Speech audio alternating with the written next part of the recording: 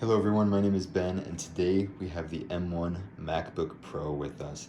And this has to be the best value of a computer in 2023. So let's check out why.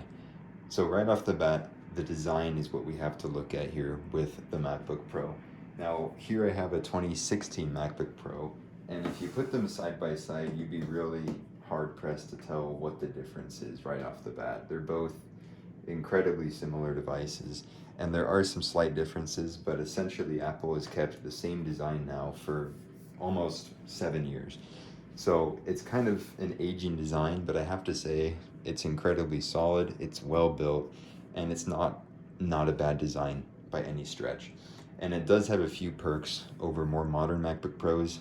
It's smaller, it's lighter, and it's more easy to just fit around wherever you go.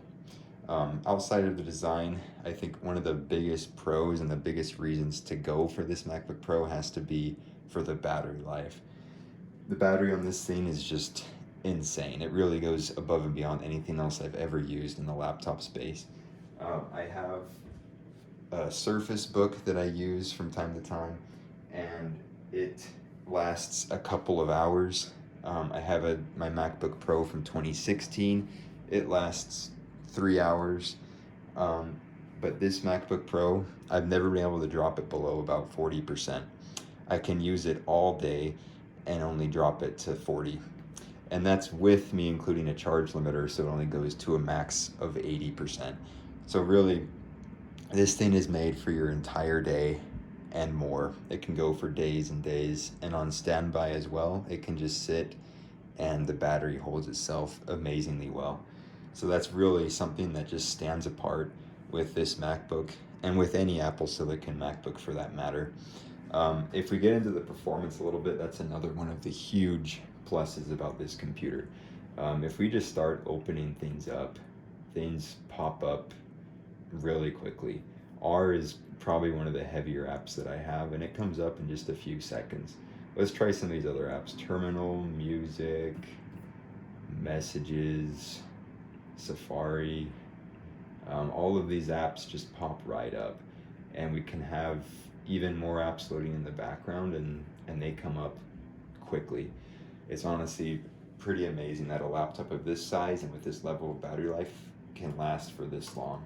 Let's try some other heavy apps as well and just throw them all here in the mix. PowerPoint. Heck, let's even get Minecraft in here. We'll load Minecraft there in the background. So it's really something else that this app or this computer can just handle so much stuff going on at once. And let's just try to close everything as well. Everything just is almost instant on this computer. It doesn't take much effort to open apps. And it gives you a sense of confidence when you're using it that it can just take whatever you're throwing at it. And that's really special about this computer. Outside of that, the performance and the battery life have to be some of the biggest pluses just inherently because of the power of Apple Silicon. That's what makes this laptop special. But something else that's really neat and special about this computer is the keyboard. Now, I'm going to bring my Butterfly 2016 MacBook Pro and put it right next to it. And if we listen to the Butterfly keyboard, it's a lot louder. Here, I'm just going to tap on it.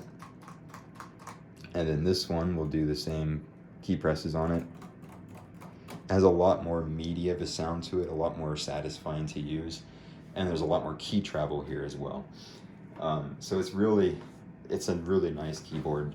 Super solid feeling. There's almost no key flex if I push on there. Just really satisfying keyboard to spend all day with. Another subtle little thing that I really do enjoy about this computer is the touch bar. Now, I know the touch bar gets a lot of hate, but there's something special about being able to just slide my finger and change the volume, or just tap some of those function keys that I custom mapped to it. In addition, when you're just typing, being able to type in emojis on there is really something super nice. In Safari as well, having these bookmarks is cool. It's just a nice little touch to have that kind of adds more to the value of the MacBook. And I really do think that we're missing something by more modern MacBook Pros not having that. Especially with this nice balance that we had with these newer MacBook Pros with the escape key being there. you're really, in my opinion, not missing out too much by not having the function keys, and you're gaining a lot by being able to just swipe and change your volume and swipe and change your brightness. It's just really convenient, really nice to have. So overall, if we go on eBay real quick and look at how much these computers are, um, they're incredible values and you get so much for your money. Let's just see what a MacBook Pro M1 sells for right now. So here we got $750, $750. Yeah, a lot of these are mixing in other models, but here we got $700. And for the amount of performance, the battery life, the build quality, and everything that you get with this computer, you really can't go wrong for $700. I think it's probably still the best computer you can get for that price tag. You're definitely missing out on some newer features on newer computers. You're missing out on having a bigger 14-inch screen, which a lot of Windows computers within this price range are giving you. You're missing out on newer screen technology, the higher quality webcam that's in the newer MacBooks. But if we just play with some of those things, really, this is a pretty solid webcam experience. I wouldn't write home about it. I wouldn't say it's the best, but I don't think a lot of people are going to be judging you for that experience. So there's really not a whole lot that you're missing here from newer computers, but it's just an incredible value and you're saving a lot of money compared to newer MacBooks.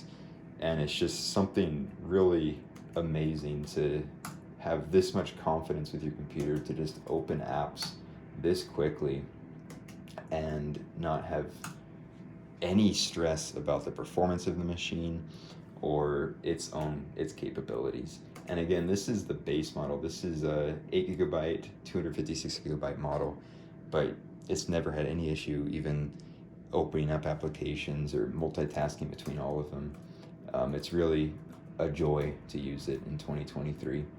And I think it'll get updates for several years to come with just having Apple Silicon in it. I think it'll be set to go. So I hope y'all enjoyed this video. Please let me know what you think about the M1 MacBook Pro. I think it's the best value in 2023, as long as you're okay with having Mac OS. So let me know below if you have any comments, and I appreciate your time. Have a good one.